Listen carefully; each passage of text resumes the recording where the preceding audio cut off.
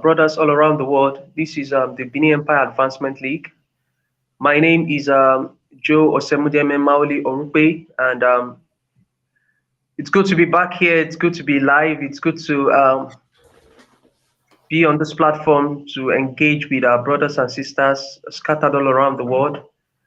And joining me today is the president and founder of the Benin Empire Advancement League, Mr. Dele Bello.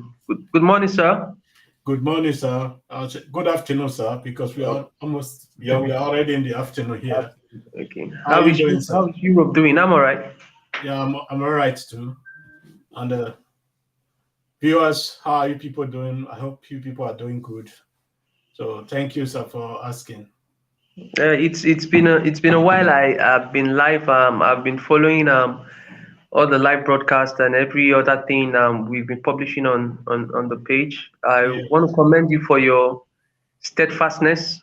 Oh, thank you, sir. It's been pretty challenging having to keep up with too many things at the same time. Thank you very much, sir, for that. And, It's a I want to pleasure. say thank you on behalf of every member of the executive of the organization. Thank you, sir. Thank you for Thank you too standing in the gap. for for your support and for the executive support. So thank you very much, sir. Thank you. Okay, so sir, today I just wanted us to focus on just about two topics. One is the fallout from the issues of the upcoming election in Edo State, the upcoming gubernatorial election in Edo State, and we've been hearing some, rumors. Actually, it used to be sound like rumor, but from what I have seen, I think I have cited the court papers. It's now not a rumor anymore, but reality is staring us in the face. And during the week, I was able to cite a document, emanating from Philip Schreiber's office. You know, he's trying to seek refuge in the courts. And I was taken aback. I was wondering what was going on. I know that there is no deputy governor in Nigeria that has had so much free hand, so much opportunity to co-govern with a governor like Philip Schreiber. I know when Governor Baseki leaves, the state or is out of the country, he always transfers power to Philip Schreiber, unlike other governors we have in Nigeria. So when I heard the rumor, I just, waved it off. I just felt it was mischief makers. But during the week, I got to cite the documents, the reliefs he was asking from the court, and also the pronouncement made by the court in Abuja. And I was wondering what was going on, you know. So I did a little bit of, digging here and there, asked a couple of questions from, some of my sources within the government and outside the government, and I realized there's been so much going on, and but so far so good.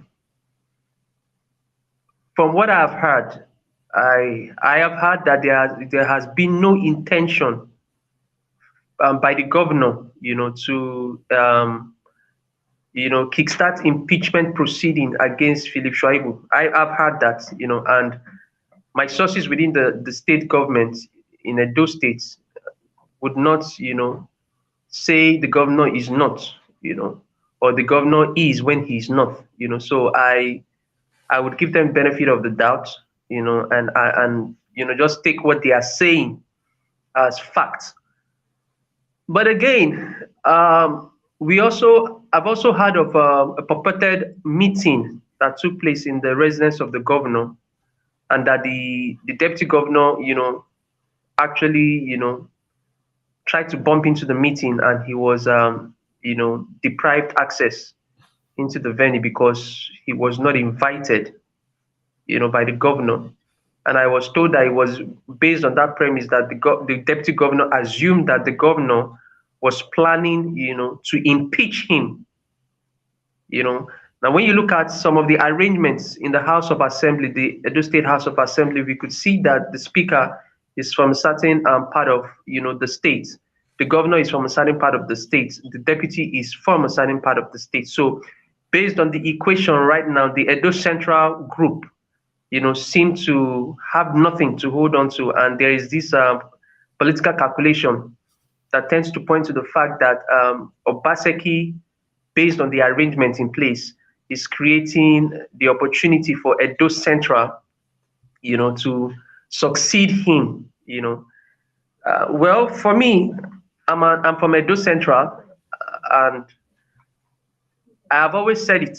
When the whole Edo ASA issue was going on, that for me, I will look at competence. If you bring an Edo Central man and I don't find him competent, I wouldn't, jump on the bad wagon, just like I didn't with the Labour Party and the Obedient Movement, even though Julius Abure seemed to be, I could say my uncle, my brother, and for me, that's not a criteria.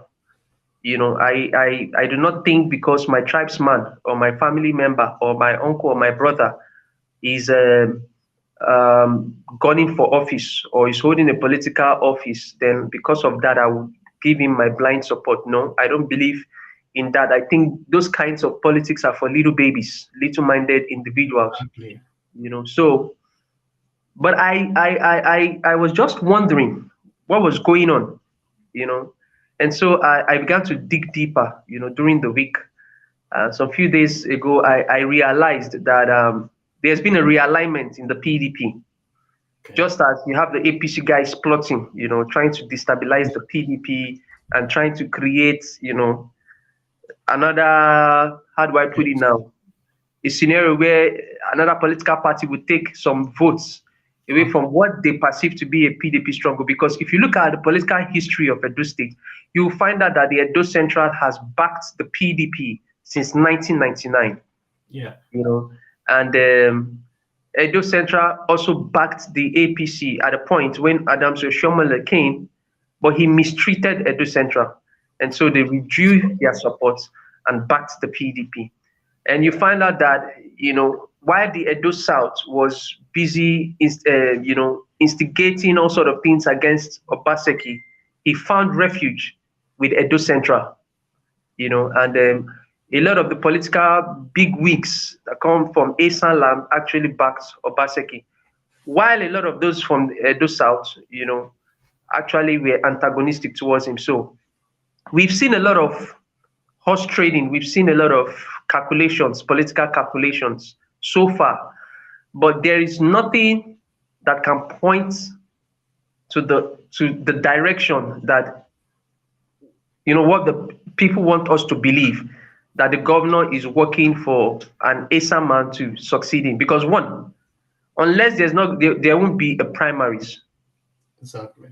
And I know that Obaseki, for what I have known from him, seems to be a man who just thinks things should be done right. So I believe, I'm going to give him a benefit of doubt.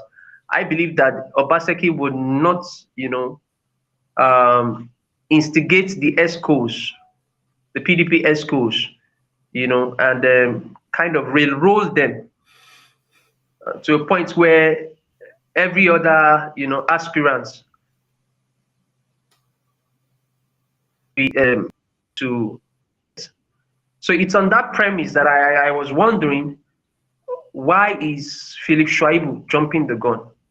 Because, from what I heard during the week, one of the conditions that was given to Obaseki when he cross-carpeted into PDP was that he dropped Philip Shuaibu. But I heard that Obaseki, he stuck to his gun and said, no, he's my deputy, and I'm going to stick with him, and we are going to run this whole race together, which he did. And so I also heard from, I had a couple of things Philip Shuaibu has said in the past. Things like I'm not someone that always wants to be an executive. I've always been a labor, an activist, a comrade, and all that. And so I'm always, more of a lawmaker, than an executive. So I'm wondering what has changed. You know, and there is this issue of his meeting with the APC caucus, Federal House of Assembly. That gathering that we saw him in Abuja, Yeah. with Oshiomhole, while I was told that he actually attended that gathering, that event, while there was a swearing in the State House of Assembly. So I'm wondering, why would you leave state events and attend an event that really does not concern you? Okay, there's been this argument that he used to be a former lawmaker, so he wanted to go and fraternize with his colleagues, but he was also a lawmaker in the state level. So why didn't he just stick to the state level and fraternize with his colleagues in the state level? So you see, there's been a lot of conflict, a lot of how do I put it? A lot of disconnects. Yeah. And for me, it is the people of Edo State that would really suffer this, because they are the ones that will bear the brunt of misgovernance. And I'm just wondering where this whole thing is coming from and where it's going to. So, Mr. President, I wanted you to, shed more light on this and tell us what you think about this whole Yeah. thing. Thank you very much. And politicians, there's what Oba of Benin always said: how can you combine politics and tradition? You know, uh, Politicians are people. I don't say don't trust politicians when it comes to the issue of commitment. You know, when it comes to the issue of commitment, or maybe said something, I won't do this in the future. Is You cannot trust any political party or a politician when it comes to that issue. From my own point of view, I know that there was an arrangement, when both of them, Shaibu and Governor Obaseki, left APC that period. There was a sort of agreement from both of them moving into PDP to represent the PDP or to represent Edo State, and the the agreement was, we fight together to make Edo State great again. But uh, you see, what I'm seeing there is lack of trust between the both parties, between Obaseki and Shaibu. When you, even a husband and wife who has been living together for a very long time, and when you have a lot of too many friends involved in those marriage, somehow the marriage will collapse in the middle. And this is what is really going on between both of them. And Shaibu is somebody we know during the election in Benin City. We know what happened very close to the Oba Palace. We know the role Shaibu played in that particular very day. We know also that there was also some other part we didn't know about, that were just kept under the carpet. But for me, you see, Obaseki, Shaibu, they are politicians. They hardly give, they hardly abide by their commitment they made to each other. Yes, Obaseki can maybe on his role favor an Isa man. I have no problem with that. But for me, uh, when you are involved in a democratic process, you will always allow the process of democracy to prevail, because by the time you nominate person from your own and say, this is the person I want to represent me or represent my state, that means you are dictating for the state, because with your influence you can position that person in that political party, whether the people like it or not. they will abide by the rule because you are the leader of that party, And this is what is exactly what is going on. And Shaibu has not really come out openly to say I'm contesting for the governorship, because I haven't seen any placard saying that he's coming openly or an interview or something like that to say, okay, I'm contesting for the governorship of Edo State. And you see, every citizen of Edo State, no matter where you came from, no matter where you reside, has the right to contest for the governorship of Edo State if you qualify, if you meet the demand that allow you to contest. But there are so many things we have to be looking into. The past record of all these politicians. People they are bringing forward. What have they done for the state? What have they offered from the state? Because you have to make an offer to the state. You have to do so many things that the state will not say, okay, we will support your candidacy. And in the past, we saw what happened in the middle of Obaseki governorship. There was a conflict between him and some Edo set of people because of tradition, and there was also not only in Edo State, in some Eastern land, and with when you go to the north, another there was also a shake-up there. There was a little bit of anarchy, to say the fact, because we saw what was happening between Oshomole and the Obaseki. When Obaseki and Shaibu decamped from APC to PDP, PDP, we saw what happened there, what was happening, how the enmity started, how the gang fight in the street and court fight in the street, how everything resumed. We saw this also 2 months ago, or a month ago in Edo State, a few weeks ago. We saw the killing that was going on in Edo State. Immediately, all these political aspirants came out to say, okay, I'm interested. We saw what was happening in the state. So I want to talk to any of my Edo people, or to Asian people, or my Asian people, or from Oriomo, from Ovia, or whatsoever. This is election. He doesn't want anybody to lose his life because of election. You can only rule Edo State when you are alive. If you are dead, you cannot rule Edo State. If the candidate you are supporting is dead, you cannot rule Edo State. So my own opinion is, and I will stand by it, if an Eastern man, a qualified Eastern man, is presented to us, why not vote for him? Even though he's a car man, because we have so many cars also in Edo State, if he comes to be the best candidate, why not vote for him?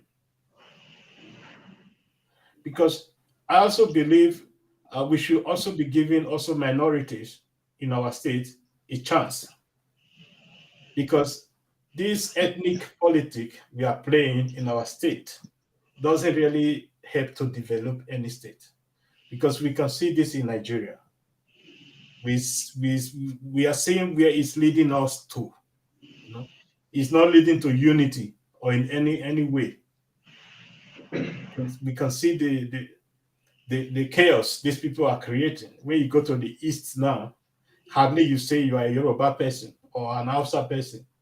It's likewise when you go to deep into Yoruba land, you can hardly say you are Igbo person. So Benin has been an umbrella, to say the fact, for all ethnics. Whether you are Afiema, whether you are Akoko, Edo, or all of these our tribes, we have been living together under one umbrella. And if you go to the hierarchy of the chieftaincy titles of the Edo State, then you will also see that. You see that how everything is positioned. Everything is not positioned on Edo side. It's positioned in different angles. This is from ASAN. This is from even represent when you are going to Iseluku. There are also people who is represented them in the palace and all that.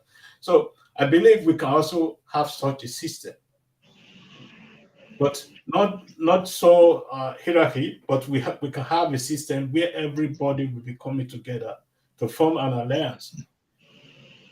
Because what we have seen in the last 2 months, the division between ethnics and all that is a very, very bad character, to say the fact. Because I don't believe uh, in supremacy, to say the fact. No human being is superior than the other, and it depends on how you position yourself. If you go down very deeply, people who reason very well, and if you look at the whole issue, you see that all the discussion in the social media is irrelevant, because all these politicians, those people who is standing in the back, drawing the ropes, they know exactly what they are doing with the social media. So I will not allow myself to be drawn into that ocean, to be drawn into that ocean where I cannot swim out, because the conflict may take another step that we cannot resolve.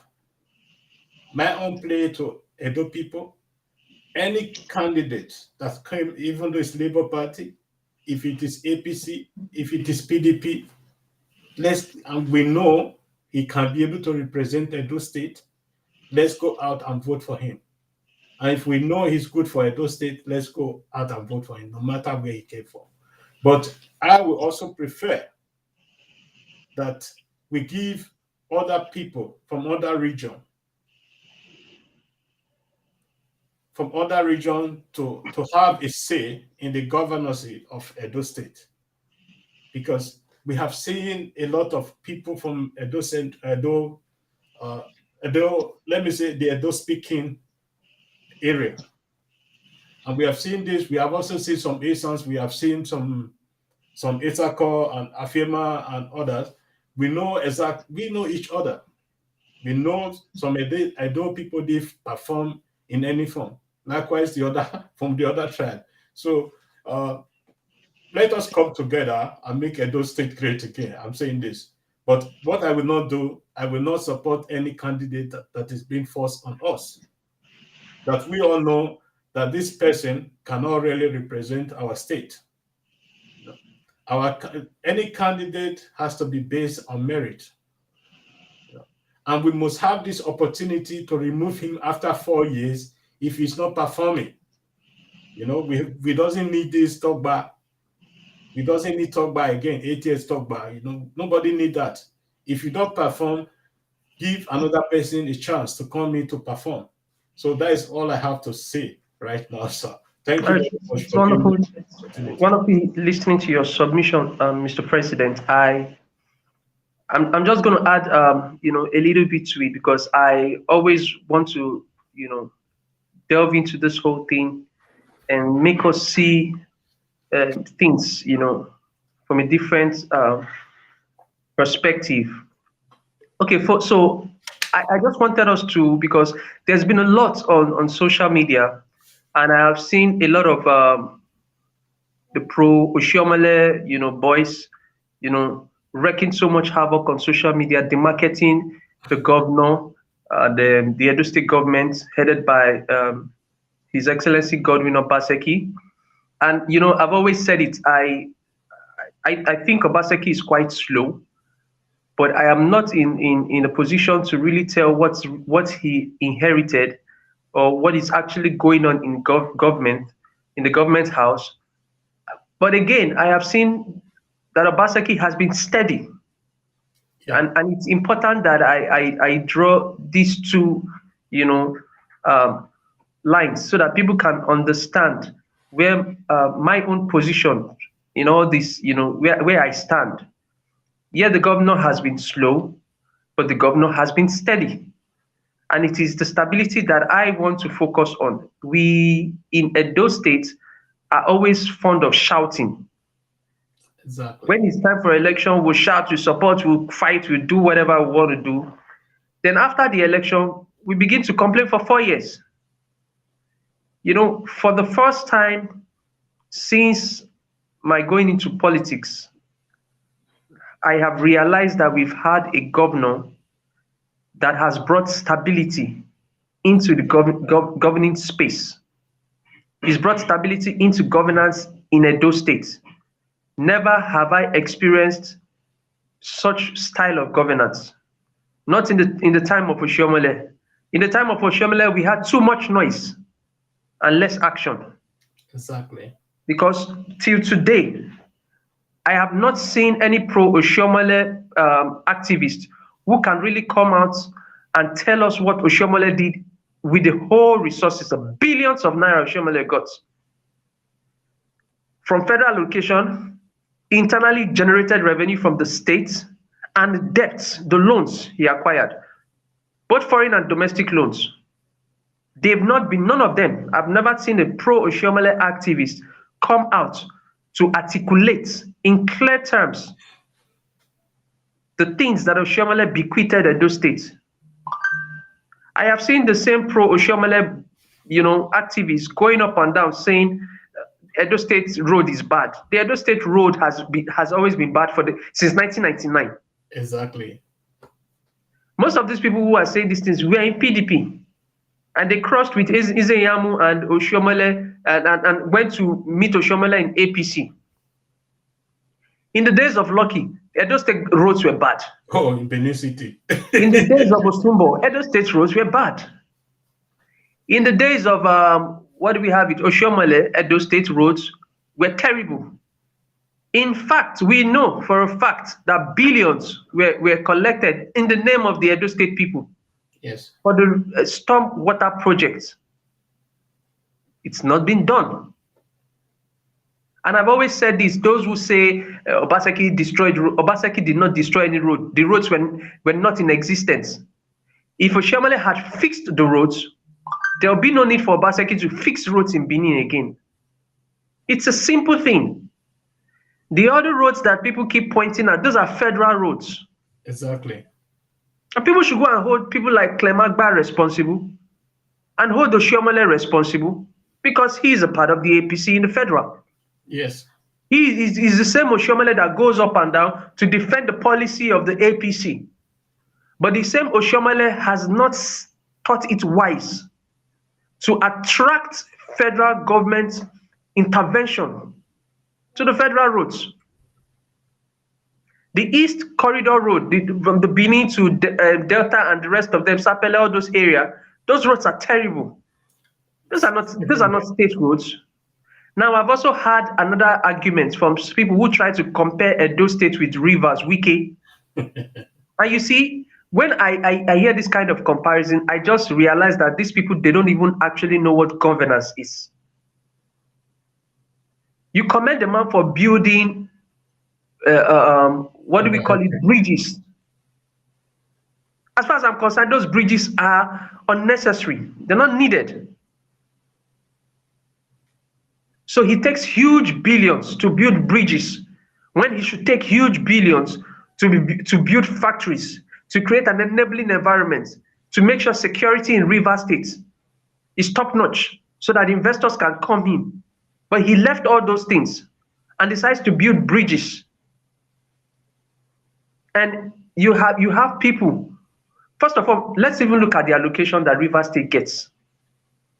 Edo State does not even get close to what Rivers State gets. Not at all. Edo State does not have the oil resources that Rivers State has. I think we need to understand these things. Edo State did not inherit the kinds of infrastructure that Wike inherited from Amechi, which Wike himself has destroyed. Yes. Obaseki did not inherit that kind of infrastructure from Oshiomhole. The infrastructure that Wike inherited from Amechi that Wike has mismanaged, Obaseki did not inherit a quarter of it in Edo State. So it's a mismatch when we begin to see people do this comparison and they miseducate our people. And it is this miseducation that makes our people line up behind politicians who do not mean well for them. Exactly. In terms of education, are we saying we have not seen what Obaseki has done with Edo Best? Yeah. We've seen it. In terms of agro-entrepreneurship, we are seeing what he is doing. In terms of revamping obsolete factories, we've seen what he's done with the newspaper company. We've seen it. We've seen what he's doing with some of the infrastructure that existed in the days of Ogbamudia. We're seeing those things. We are seeing what he's doing in the civil service. We're seeing what he's doing with pensions. For the first time, he resumed pensions, payment of pensions that was stopped 17 years ago. He is the first governor in the history of Nigeria to pay 40,000 naira as minimum wage. Yeah. Let's be realistic. And yet, Edo State does not even have half the resources Akwa Ibom has, half the resources Bayelsa has, half the resources Rivers has, half the resources Delta State has. But Edo State has managed to sit in the top 10 states in Nigeria. That is governance. Because you need to, a good governor or a good leader must have priorities. And not, you see, I've had people say, why didn't you build the roads and go and claim the money from the federal government? Obaseki tried building the federal roads, but the federal government came and obstructed that construction. Yes, that is true. So the pro-APC guys are not being sincere, they're not being fair. And most of these pro-APC guys were people who were in the PDP before. And we have those who are also supporting Oshiomhole, who feel because Oshiomhole brought Obaseki in, and so Obaseki must kiss his ass. And so if they want to loot the state, he must loot the state because, of course, your godfather brought you in. You see? So must we continue in this circle? If we continue in this circle, how will the state develop? On the issue of cultism, I put the blame of cultism at the doorstep of Oshiomhole. He created that Rainbow Alliance and compensated cultists. You see, when people break laws, you don't compensate them. You allow the law take its course. You don't, you see, and that is a model that the federal government used with Boko Haram. It never works. No, it won't work in any form. It never works because you did not take these people through a reorientation program. You choose appeasement. People who kill, who rape, who destroy lives, and you choose to appease them. You see. And the Edo State people do not understand why these politicians choose to appease these criminal gangs. They choose to appease them because they always want to use them during elections. That is why we see that when there's time, election time approaches, that is why we realize that there's always so much violence. Because these cult groups and cult gangs who have been appeased becomes the foot soldiers for these crazy politicians. Exactly. And so instead of the people in Edo State to begin to ask the right questions, we are just being, swayed by activists who are playing partisan politics with the destinies of the Edo State people. I have always stood my ground that there is nothing to worry about, even if Obaseki has his own candidates. If you think that you are competent, if you think you are a man of the people, pick the nomination forms and go and state your case. And let there be an election. It's a simple thing. You don't overheat the system because Edo State is still crawling. We need to state these things. We are not dead. Yes. We've just started the journey. And that's why I am so much interested in what happens in Edo State, because I have seen stability in the last 4 years. Yes. And if Edo State has to make progress and catch up with others, then Edo State has to be stable. And we as people must not allow politicians who sit down in Abuja and sit down in Lagos, who have no interest in the advancement of our people. We must not allow them destabilize our state.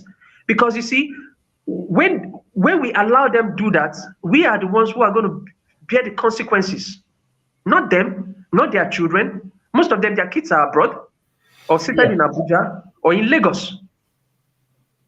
It is our own brothers and sisters who are fearing for their lives in Edo State. It's our own brothers and sisters who are plying unmotorable roads in Edo State. It's our own brothers and sisters who live with insecurity in Edo State. These people don't experience these things. We don't have pipe-borne water. They don't experience it. No. They don't experience it. And that is where, when I begin to see Edo people, one, we have a group of people who don't want to know. We have a group of people who don't care to know. We have another group of people who know the wrong things. Yes. These are the three categories of people we have in Edo State. Now, the group of people who don't care to know are those who believe, who are in the Christian faith, who thinks everything is prayer. Instead of you people to get involved in picking responsible politicians who would help build your state, you have this I don't care attitude. You're not going to pray roads into existence. No. You're not going to pray pipe-borne waters into existence.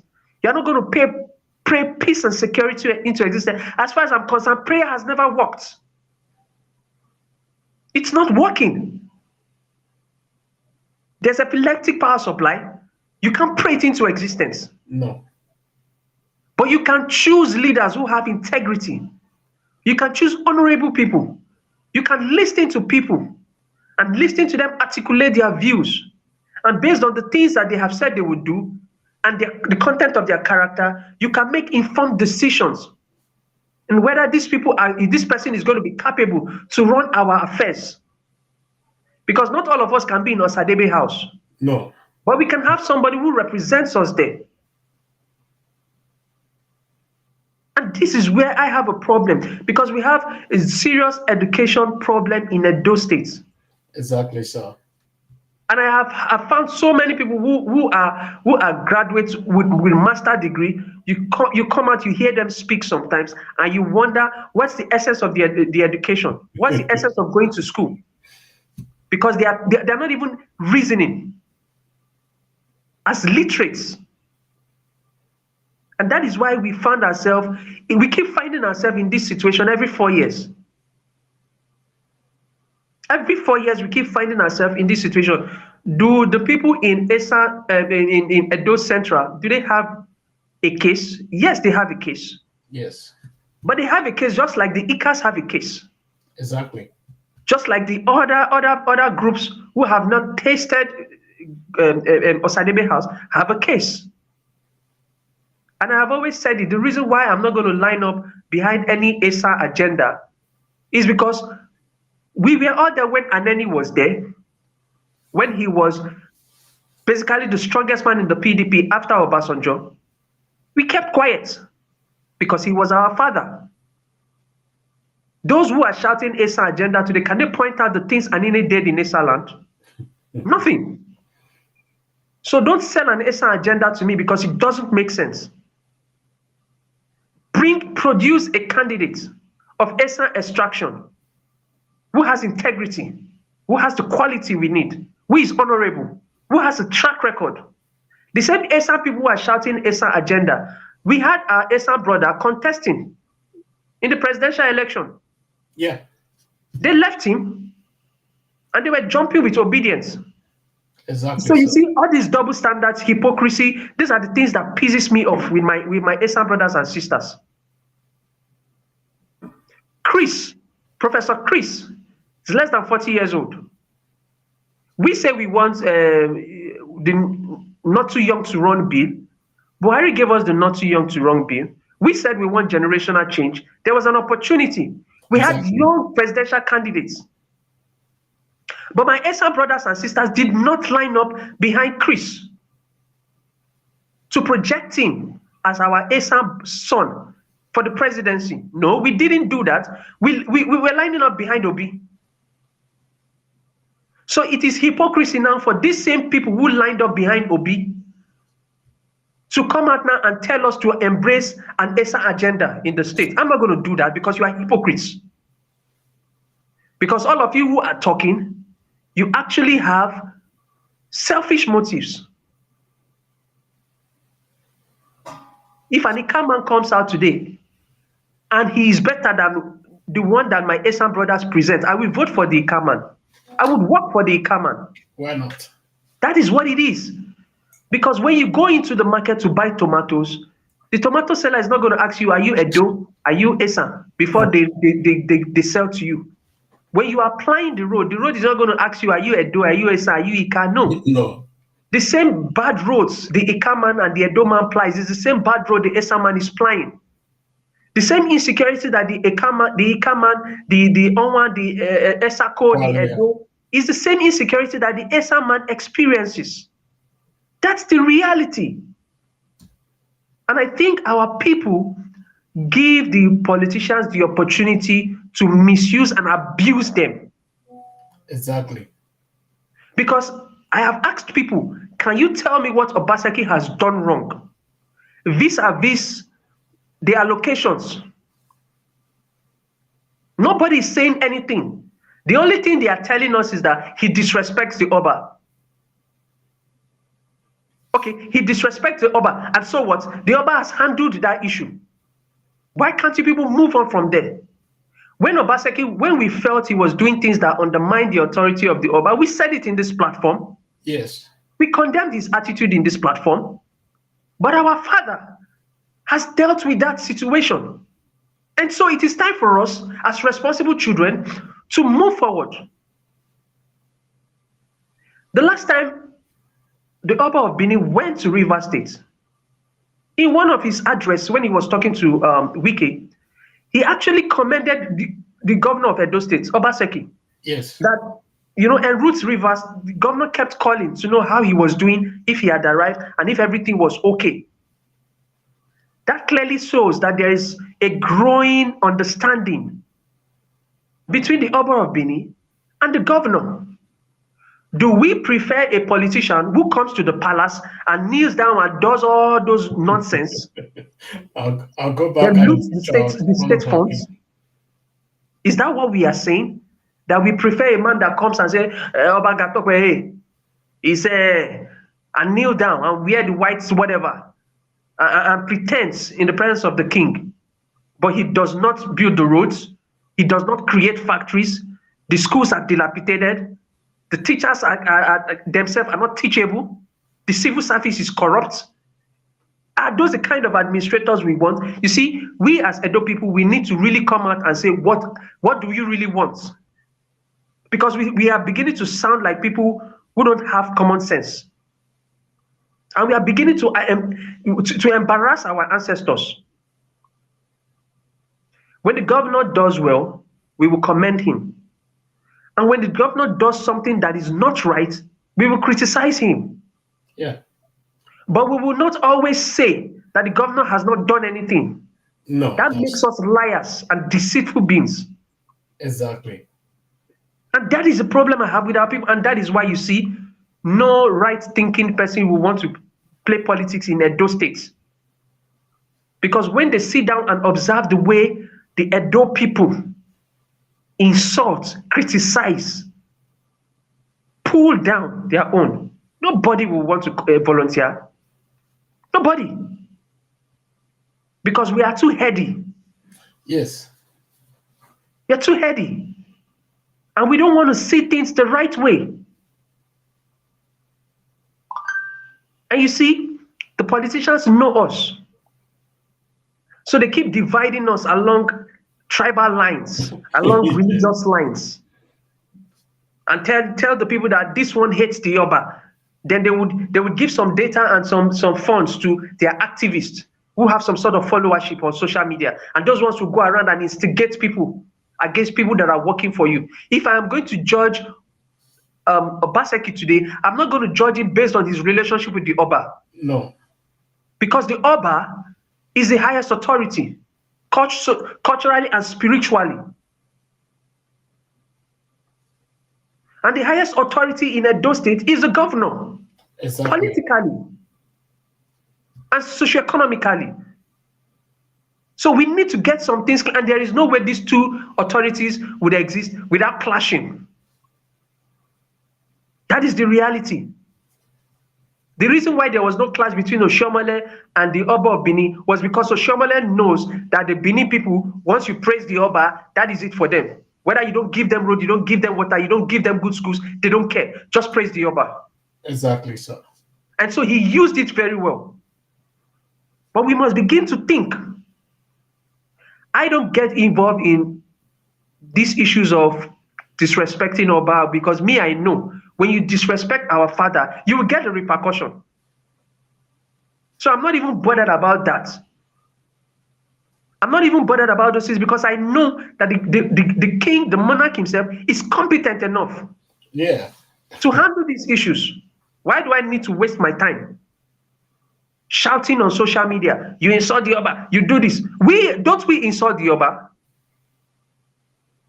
Any Edo man that dupes an Edo man insults the Oba. Any Edo man that carries an Edo boy and girl and sell them in Libya and Italy is insulting the Oba. Or don't we understand what you see? We are just a bunch of hypocrites. Exactly. That's what we are. We are the ones selling our brothers and sisters in North Africa. We are the ones selling our brothers and sisters in Europe. We are the ones duping, promising people all sorts of things and duping our own brothers and sisters. Those people we are duping, are they not children of the Oba? Yeah, all of them. All of them. You know? Then we come out and say one politician is insulting the Oba.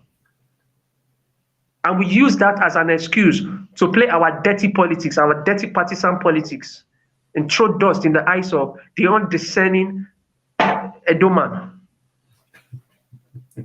You know, Mr. President, it's sickening, but we need to come out and say these things and educate our people, because the next election in the state is very critical. Who succeed Obaseki is very critical, and every Edo person, every Benin person, I'll use the word Benin person because I need to ring this into people's head. Every Benin person, whether you are Edo, whether you are Esan, whether you are Ika, whether you're Esako, whatever, Afeman, Urobo, Isoko, every Benin person must be interested in who succeeds Obaseki. Because the kinds of stability we have experienced in the last 4 years, we must not throw it away. The kind of slow, steady growth that we've experienced in the last 4 years, we must not trade away. I have not said Obaseki has performed spectacular. If I'm going to rate Obaseki, I'm going to rate him maybe 65% over 100. But I have seen reforms. I have seen him move slowly but surely. And that's the most important thing. That's what we need right now. The man knows what we have in our purse. The man is keeping to every obligation we have with our lenders. Yes. And the man is making sure he pays salaries. Exactly. But he's also making sure that the working environment is improved. If he's not fixing the roads, we should ask him, why are you not fixing the roads? But we should also know that we have limited resources. Do we want factories or we want roads? Do we need quality education or we want roads? Do we want security or we want roads? Do we want investment in the Gelegele port or we want roads? Exactly. Edo State does not have the resources to do everything. No. One of the problems I have is with the communication team of the government. I don't think Obaseki has a very terrible communication team. They don't even know their job. Because if we had a vibrant communication team, the people of I'm sorry. It's like the network has just went off from his own side. But let me continue where he stopped. You see, when it comes to the issue of Gilegile, uh, I've always stand with the governor because with all these projects, we can make Edo State uh, Dubai, to say the facts, because Dubai started from minus 10, where Edo State is now starting from minus 500, because this we are lacking so many things in that state. And for my own opinion, stability for Edo State is number one, and we have to put it as priority. And we have looked at the record of Governor Obaseki for the past 5 years, you know, because we are not just coming out to be praising Obaseki because we want to praise him. We want to give him some credit for what he has been doing and for the commitment. You see, we, the Edo people, sometimes I don't really understand, or the Benin's entirely, I don't really understand. We criticize, we criticize almost everyone in the government. But we ourselves, we are not offering a solution to the problem we're having. But those people who want to make sure there's a solution to those problems we're having, we are always blocking their way, criticizing, accusing them of corruption, one way or the other. You see, I'm not saying there's all these government officials are free from corruption, but let us look at Edo State carefully. Let us look at our resources. As as the vice president of the Benin Empire Advancement League just said, look at River State today. Look at Wake. You know, Wake was, you see him as, it's like he's acting a Hollywood film when you see him in the television or interview or in conference. But when you look at the governor of Edo State, then you will see you have a matured person who reason very carefully before doing things.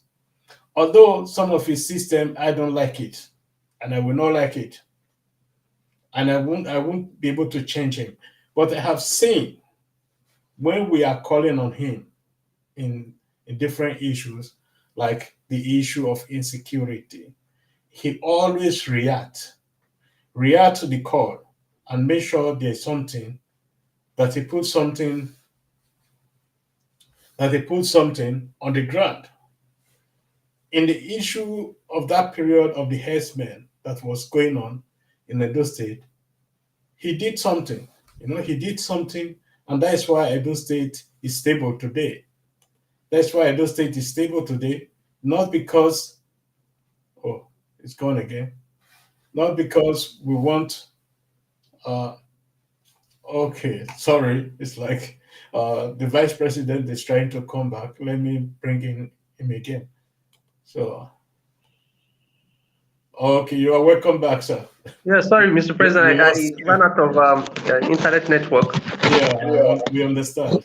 Because so I continue where you stop, trying to uh, elaborate more on the issues of infrastructure and Yeah. governors, how to govern a state. You see, we have seen in all this issue, even though it's the issue with the Oba of Benin, uh, about the destruction of the houses that was built in the plot of Oba of Benin, or in so many other areas, you know, like the issue in Evosi about the land that was supposed to be given to all these companies. We always reach out. We make sure we reach out to people who understand the governor, who can also bring him a message.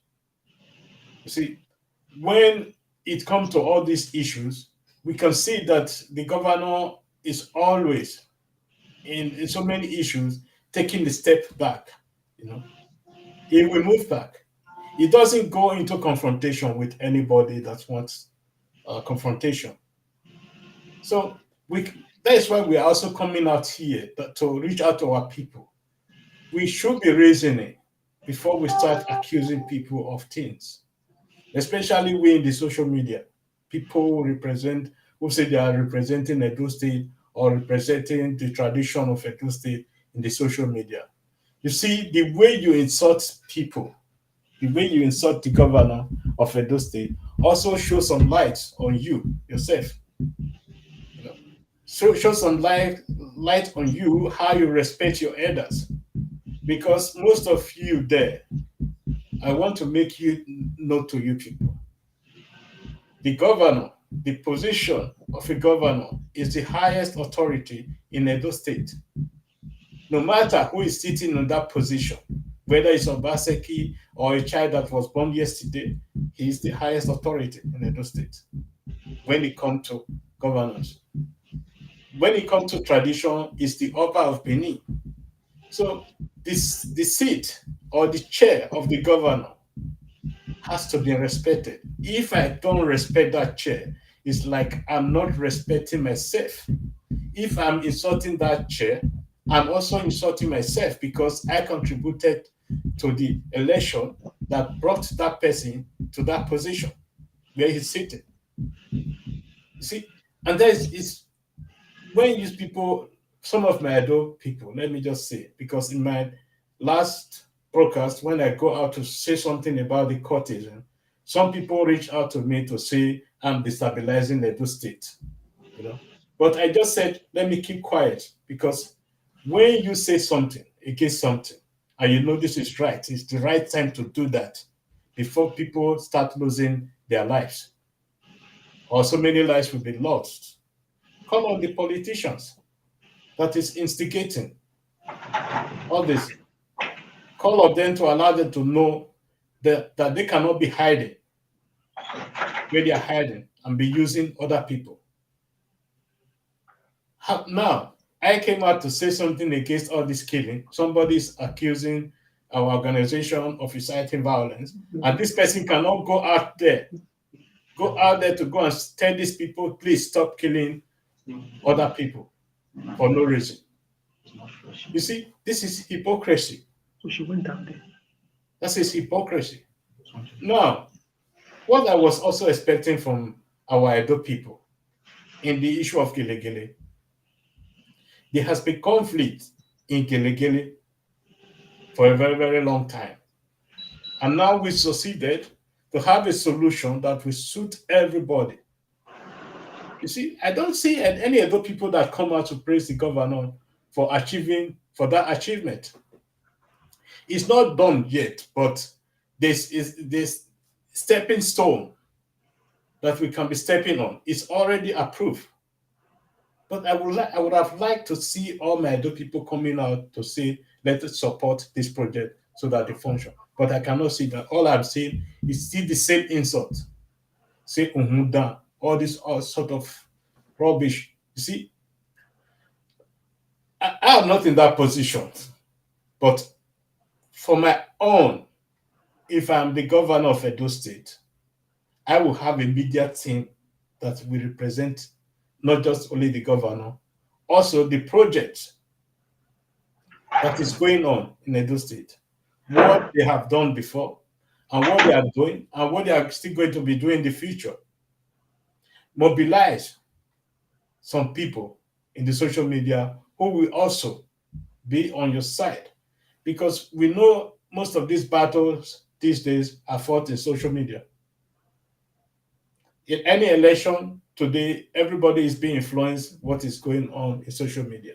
Although Governor Obaseki is not contesting again, but we know during the time of some governors, past governors or former governors in Edo State, all the roads were bad. Even in Benin City, you couldn't even go to Ring Road that period. So people came out and they started doing things for Edo State. The governors since 80 years now have been working tirelessly to make sure this Edo State is somehow positioned for the future. Is positioned for the future because most of the things the Europeans are enjoying today, they started about 40 years ago.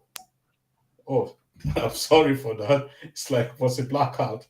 So uh, they started this for 40 years, and this is what Obaseki is really doing, positioning Edo State for the future.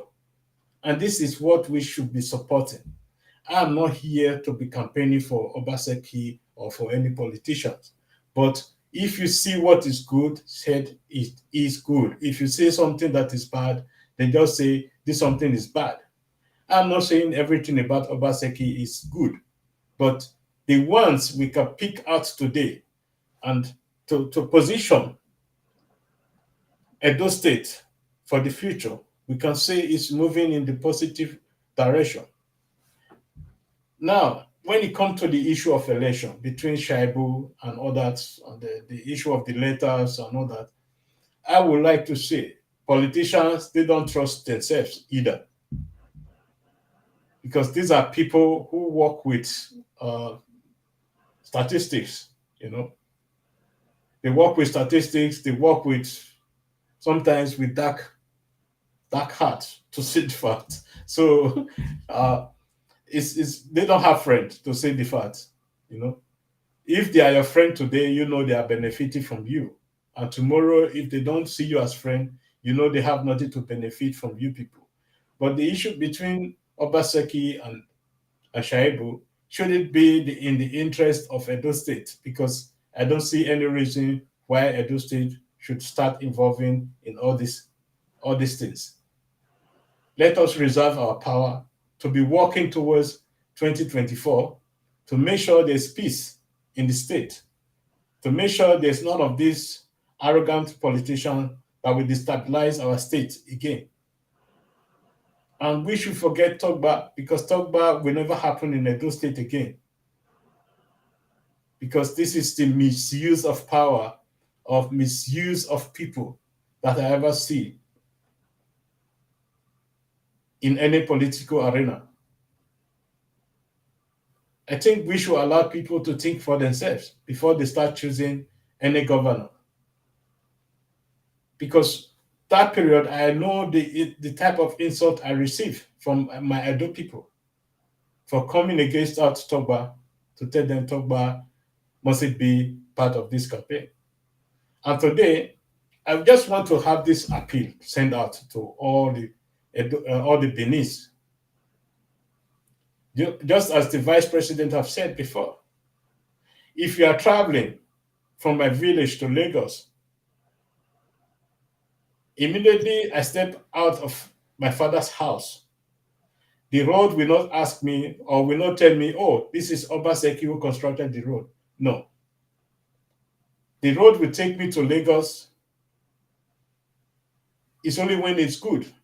When it's bad, it cannot take me to Lagos. Exactly. So this is what we should be thinking about. And you see, I don't want to put everybody in the same shoes.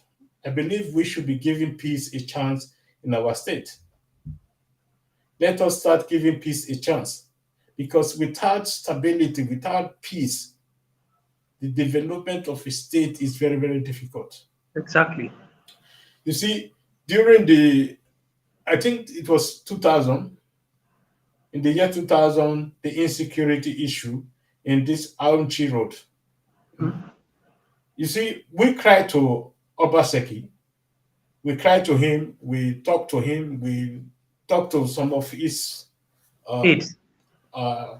representatives, let me put it that way.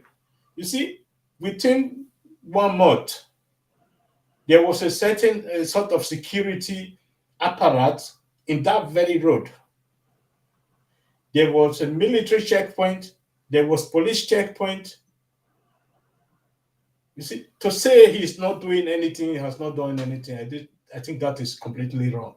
You know, he has been working according to his power.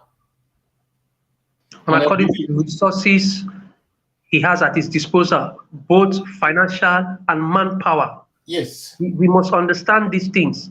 Yes. Edo is limited. Our people who are educated are not in the states. Majority of them are not in the states. Not at all. They are in Lagos and Abuja, Europe and Americas. So we have limited people with experience, manpower. That experience, it's needed. Who have the exposure. We don't have it. And that's why when the I'm sorry to cut you, Mr. President. No When problem, sir. the governor, when I see him doing certain things, I can understand where he's going to, because he's been a part of the business community Yes. and he understands what it means to run a business. And governance in Edo State, it's business. We must understand this. And so when you have a branch manager, you are not going to put an incompetent person as a branch manager No. of your company. You look for competent persons. Then there are times you need to retrain your staff. And there are times when you need to relieve people of their positions if they are not performing. Exactly. And that's what I have seen so far. Most of the top bankers in Nigeria today are BENINS, Yes. Access Bank, and several other banks. They are BENINS. Most of the advertising gurus we have in Nigeria today, a lot of them are BENINS. But how many of them are domiciled in Edo State? None of them, sir. They're not going to even be there, so that you are going to kill them. You want them to bring factories so that when you are doing your Aluta and you are doing your saga, you go and destroy their factories, just like you were destroying Zenith Bank's buildings.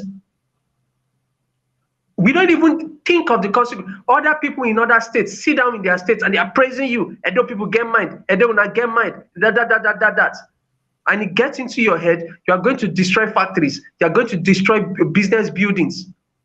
Then tomorrow you will come out and say that there are no jobs. There are no jobs. No investor is going to bring his money and put it in Edo State, where they know that the youth tomorrow will come and burn everything down. Nobody's going to do that.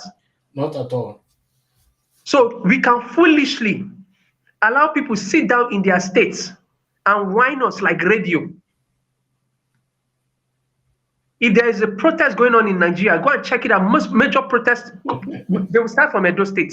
Exactly, sir. And you people think that that's wisdom? Why are the protests not starting from Lagos? Why are the protests not starting from Abuja? Why must the protests always start from Edo State?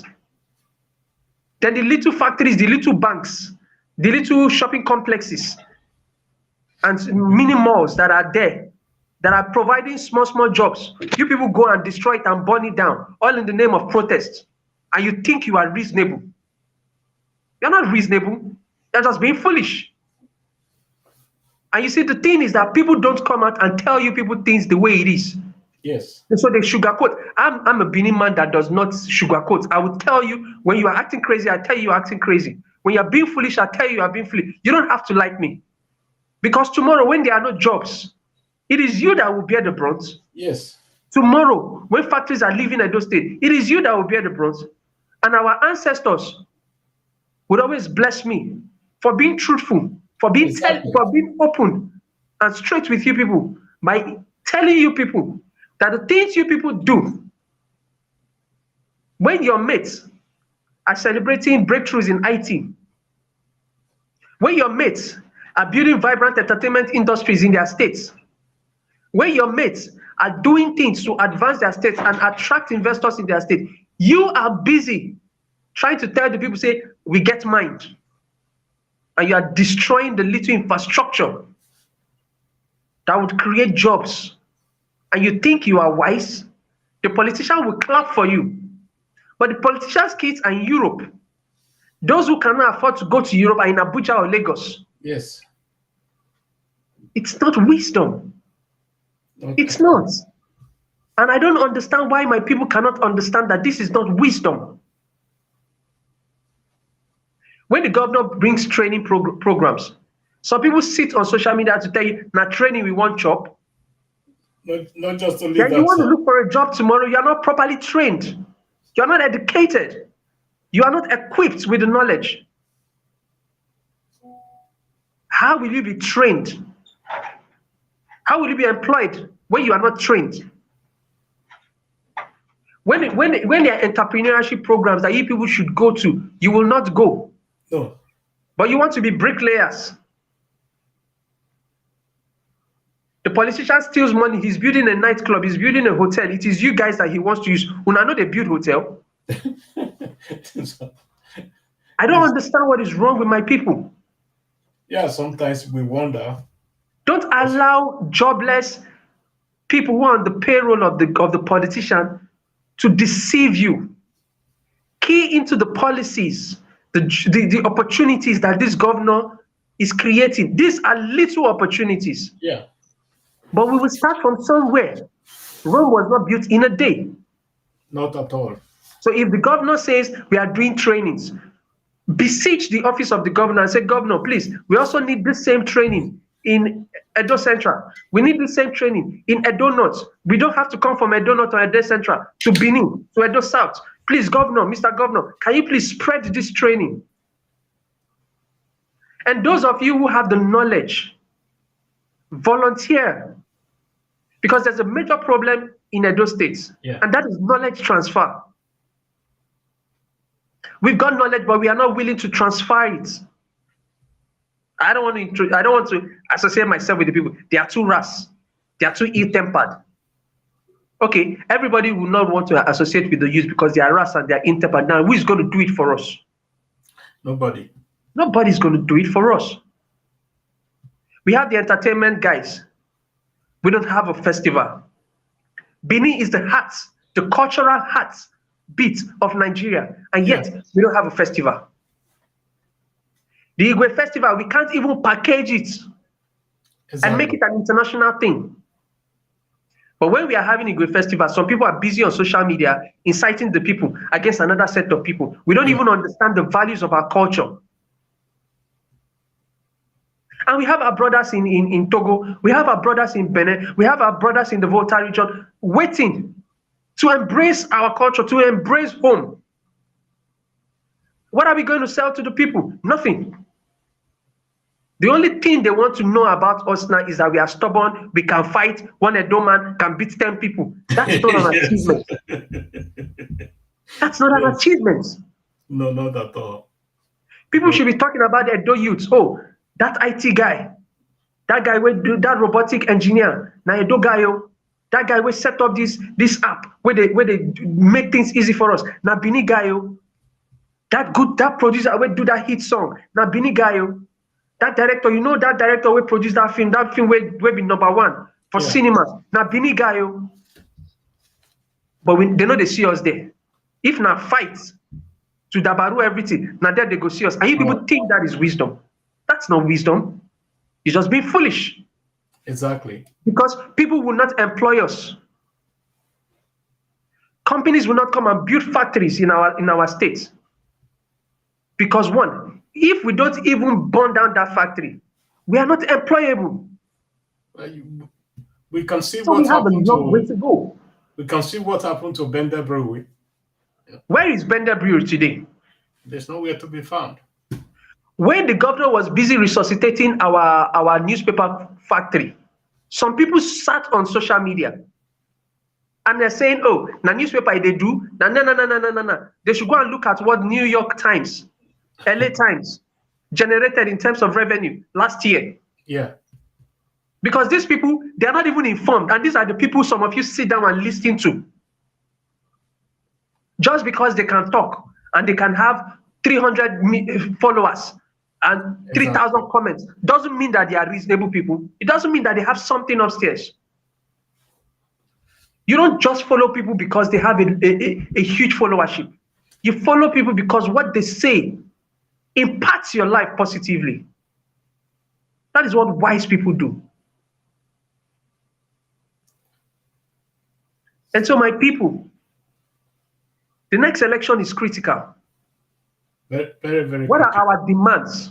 Those are the things we should have that conversation now. What are our demands? What are the things we want the next governor to build upon? The things that Obaseki has done so far, we want another person to come and build upon it. Now, what are the things we want? We want factories. What kind of factories? Where should those factories be situated? We want educational system. What kind of educational system? Where should it be situated? There are several opportunities for us as a people. Yeah. But you see, because we are so stubborn, we are so stiff-necked, we all allow those opportunities go. Today, I was looking at importation, the things we imported yesterday. The government has been imported. We still import pepper into this country. Yes, yes. So why are the Edo people not? Why are the Edo farmers not producing the pepper? Why are Edo farmers not producing the tomatoes? I can't understand, sir. Where are the carpenters? Where are the auto mechanics? Because we used to have this thing. You remember, Mr. President, technical college Yeah. in those days, in the days of Ambrose Ali, in the days of Ogbomudia and Old Bendel. Yes. We used to churn out the best masons, Yes. the best workmen in Nigeria, Exactly, sir. the best mechanics, Toyota and Mercedes-Benz mechanics. Why? Because we had a technical education. We are not asking the right questions. You see, when in the past we have what is called College of Education, College of Agriculture, and all this. You see, all these issues are being sidelined, just put in one corner. Nobody talk about all these schools again. And Mr. President, just recently, I was watching a live video, the College of Agriculture, that the governor is trying to, resuscitate. Yeah. And right there, I saw some Edo people castigating the initiative, pulling down the initiative. First, they did the College of Nursing. We insulted, pulled it down. Yeah, yeah, yeah, yeah, yeah, yeah, yeah. Now he's doing the College of Agriculture. You see, I don't even understand our people. I sometimes I just sit back and look at them. What is running in their minds? Because I think I probably have to take a course of study to understand what it runs in the mind of an average Benin man. You see, our former Albers always complain, Iviedo Olovogbe, that is the matters of the Benins are very, very difficult to go along with. So you must have a recourse like the traditional leaders and let me say the village heads that you really understand what is really going on in all these people's brain. Benin are people really, they are one of the most intelligent people on earth. Exactly. But putting this intelligence into action is one of our problems. What is the biggest enemies we are having? When it comes to administration, Benin is number one. Exactly. There's nowhere in Africa where you can have the same brain like the Benin people, whether it's Isan, whether it's Ika, Robo, Soko, it's very, very difficult. And when it comes to inventing, before, it was also the Beninese. Exactly. There was nobody who could match us in the whole of Africa, even in Europe. But it's like we're having a blockade now in our brain. Yeah. And this is what Obaseki is trying to release, to open it up again. Even the Oba of Benin is doing his best to make sure we have this access again back to our brain. But people are not understanding. There's always people, anything that is progress that is coming to Edo State, they will always have their bad mind or bad-minded behavior against all these things, even going as far as to the federal level to be blocking all these things. That is why in the other day I was so praising Amechi. Praise Amechi. He came as far as back from Abuja to Benin to sign the Benin port, the Gelegele port. Yeah, exactly. That's our son, and we should be proud of him. We should have given him a standing ovation for coming down to Benin. But none of us, apart from this organization, there was no other social media who talk about it. Everybody was so silent. But for us, this is a very, very important event. because we know the importance of Gili Port to our forefathers, to our ancestors. We also know the British and the Portuguese misused this port for their own interest. Exactly. This is for us the turning point to turn this port into a positive action for the people of Edo State. But before I just keep it quiet, instead they started insulting the governor and the Amici on social media. So I don't understand our people, to say the fact. For me, the international airport, the seaport, is very, very important to Edo State because we are in the middle, almost in the middle of Nigeria. If you are going to the north, you pass through Edo State. If you are going to the east, you pass through Edo State. If you are coming from the east, you are going to the west, you pass through Edo State. So this really, Edo State can be positioned as a business center. But we are not even interested in that. If you're calling on everybody to provide land for factories, for the international airport, everybody will start blocking everywhere they can block. And that you cannot build industries on air. Nobody can Exactly. do that. You need a space to build all these things. It's painful. We know it's painful to give out your land for the development of the state. But there are ways things are being done that you will not be the loser of all these things. It's going, just go to the negotiating table. Hold the best out of all this agreement out for yourself and your family. See, this is what we are not doing. But all we do is just start protesting, not going to negotiate with other people, And this has been bringing the state into, let me say, a level that the state cannot really develop or move forward. But there are also some sites where I would say, no, this is a traditional heritage site. We doesn't need to touch it, but we need to provide alternative. And that is very, very important. Because in this land where I'm living today, if the government say today, they come today and tell me next year, this apartment house we are living in, they are going to demolish it, they are going to establish a factory here, I have nothing to say against it. Because they have the power to do that. It's in this constitution of the land.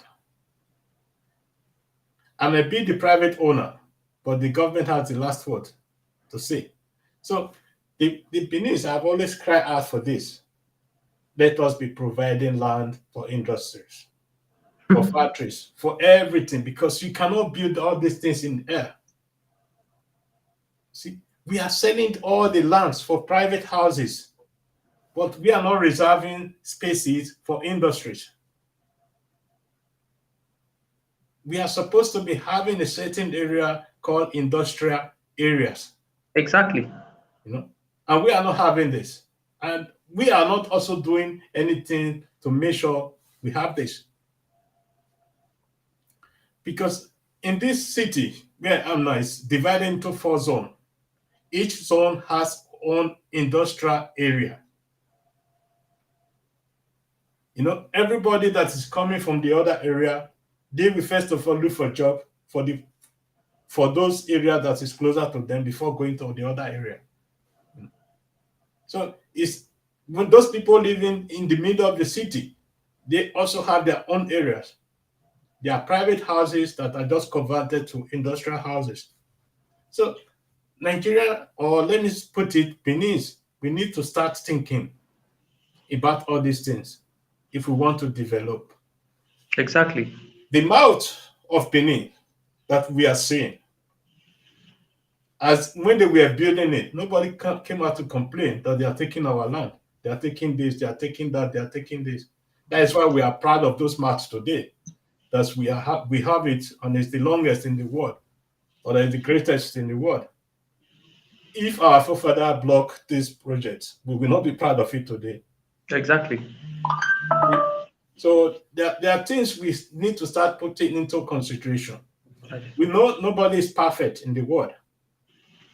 Even in Dubai, in all these places, they also have issues. But they have been able to come together to say, okay, for the interest of our people, for the common value of our people, let us come together and do something for their nation. And this is what they are doing today. Not that they just come up and God just send them a message as we are doing it in our prayer. We go to mosque, we pray and pray and pray. We go to church and pray to pray for industry. It's not coming. It's only when you use your brain to call people together who has the same value that we will been able to build Edo State. It's not by insulting anybody. We cannot build Edo State with insult. So that is all I have to say for today. And I believe by next week. Thank you, Mr. President. Thank you, our viewers, for watching.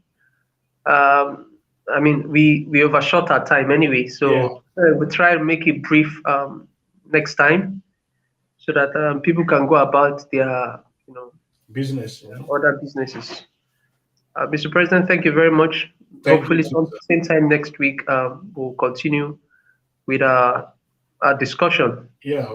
And move our people and international move the agenda forward. Yeah. Thank you. Have a wonderful week, everybody. Thank you, sir. Thank you for joining me, and have a great Sunday, sir. And you too, sir. Thank you, sir. Bye.